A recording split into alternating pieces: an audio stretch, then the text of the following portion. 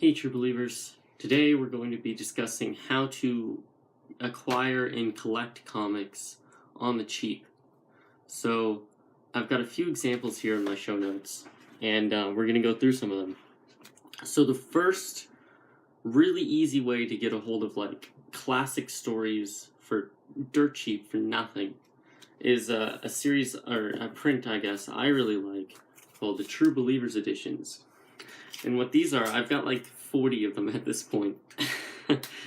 And basically what they are is they're just reprints of like classic Marvel stories, classic issues from Marvel's past, and they sell them for $1 each. $1 each. That's the same in Canada, the same in the US, just a dollar. And so this is obviously like a seminal issue, Fantastic Four number 48. The Coming of Galactus. It's like one of the all-time classic Marvel stories. We've got Phoenix Returns from Fantastic Four number 286. This is another classic issue. All the Phoenix saga related material. You can get, I think, a decent amount of it collected in just trade paper, or just True Believers editions. They also have stuff like What If the Phoenix Had Not Died? And What If Spider-Man Had Joined the Fantastic Four? And they have issues like Web of Spider-Man number 1, Venom Lethal Protector number 1. All these like really kind of prominent and important issues for $1. It's nothing. It's nothing. They had the symbiote. The Web of Spider-Man issue number 1 is the issue, the classic like clock tower or bell tower in the church issue, where Spider-Man rids himself once and for all of his bond with the symbiote. And of course, afterwards, if you're a comic book reader, you've seen the movie or anything like that, you know that the symbiote would soon after bond with one Eddie Brock Jr. and become Venom. But yeah, I mean, True Believers editions are super easy, convenient ways to get like old classic Marvel stories for nothing. Next, you gotta go to back issues, right? So where can you get back issues for cheap? You can go to comic book shops and get your True Believers editions, of course. But most comic book shops will have a discount bin. It'll be 50 cents, $1, $2. I've never seen any back issue bin more than $2 at a comic book shop. That is to say, like one of the discount bins. Usually, if you go to the front of the store and you ask the person working there, hey, do you have like a discount box or something like that? They'll point you to like a 50-cent box or a $1 box or something like that. And that's a really good way to pick up like old issues. And you know, it's 50 cents, $2, so you're not really risking anything. There's nothing to lose. You pick up a bunch of random series, and if you don't like one of them or two of them or whatever, it's not a big deal. It's $1. Another great place is thrift shops. Now, of course, it depends on the thrift shop, and for a multitude of reasons. One of which is some thrift shops try to get rid of stuff like books and only focus on clothing. Specifically, the one here in the town I'm currently in is very much like that, and it's very rare to find comics there. But I did find this nice premiere edition, I believe it's called. This nice hardcover, premiere edition of Ultimate Spider-Man. This is Volume 1 from the Volume 2 series. The World According to Peter Parker. 50 cents I got this for. Excellent price. Of course, excellent series, Ultimate Spider-Man.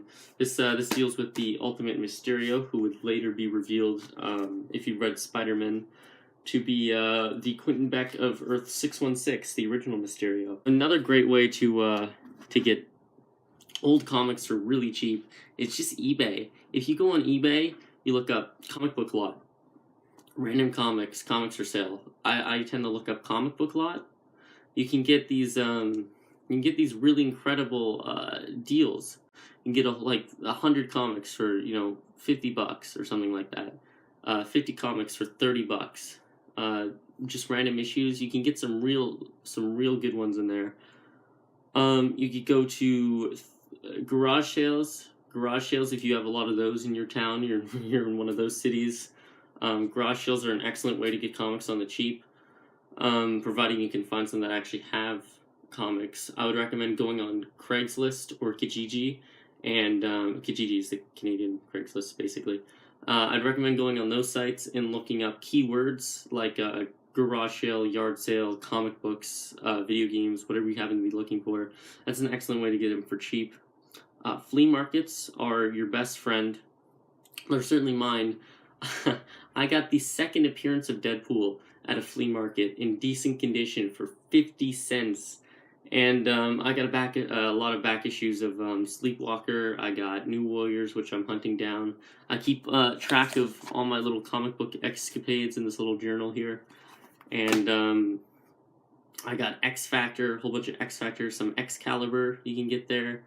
Just a whole bunch of really good stuff. I got a Spider-Man issue, Amazing Spider-Man issue, like 255 or something, which is like very close after he first gets the symbiote, and yeah, like nothing. It's dirt cheap. You wouldn't even notice if that money fell out of your pocket.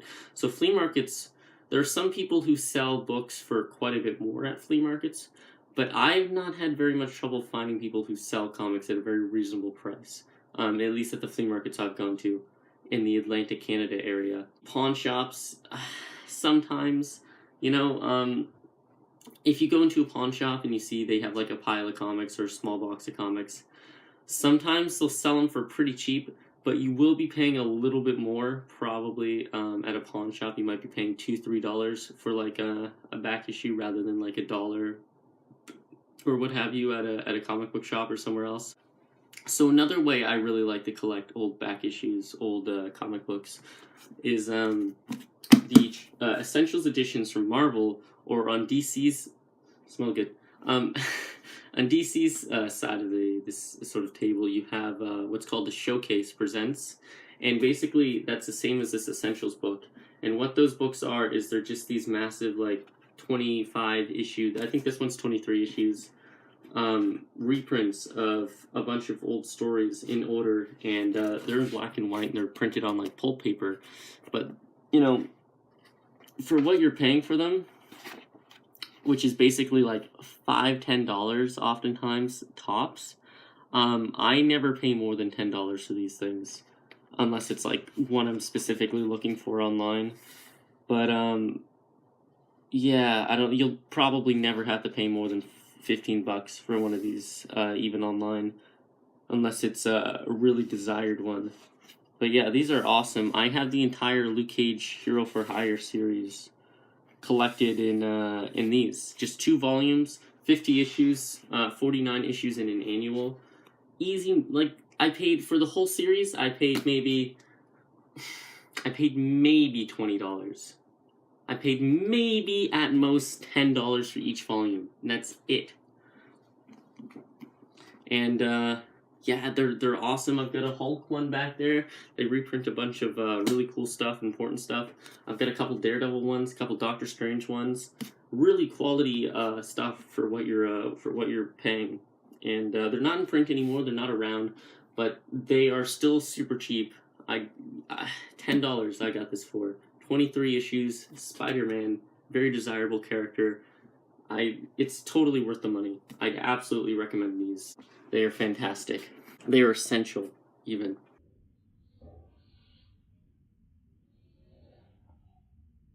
So yeah, if you enjoyed that, share with your friends. Share with your friends who are interested in comics, sort of getting into comics, that are collectors, interested in getting into collecting. I think, you know, this is an invaluable chunk of information for people who are having trouble getting into comics, or maybe are a little intimidated by the comic book collecting scene. But you know, you don't have to get things that are monetarily super valuable. There are some really good stories, a lot of good stories that are super cheap. You can get them for nothing. And they you know, they're fantastic issues, fantastic stories by fantastic creators, and they go overlooked. You know, not everything can be valuable. I'll catch you guys later. Don't forget to like and subscribe if you feel fresh.